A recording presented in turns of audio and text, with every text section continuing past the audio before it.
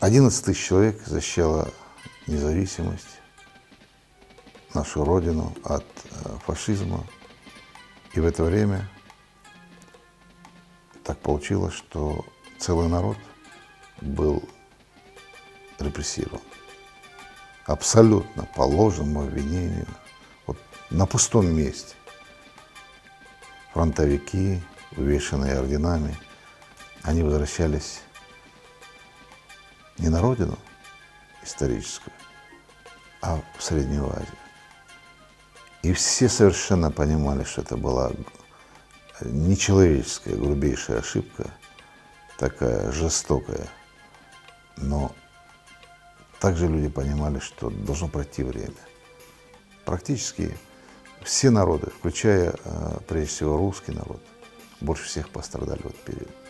Мы сумели сохранить то уникальное, что нам оставили наши предки.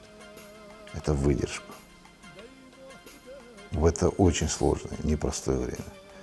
И, конечно, самое главное, то, что было сделано тем народом, многонациональным народом Киргизии, Казахстана, мы знаем, что из рассказов наших предков, старшего поколения, была доведена информация, что люди какие-то не очень хорошие едут. Я уж не хочу там говорить, как это было на самом деле. Чуть ли там не людоеды там. Народ этот не поверил в это, принял нас. И я знаю, что это такое. Я сам там родился, как и люди моего поколения.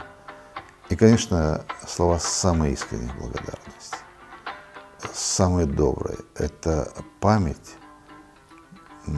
всесильная. Это то, что люди наши никогда не забывают. И о казахах, о Киргизии.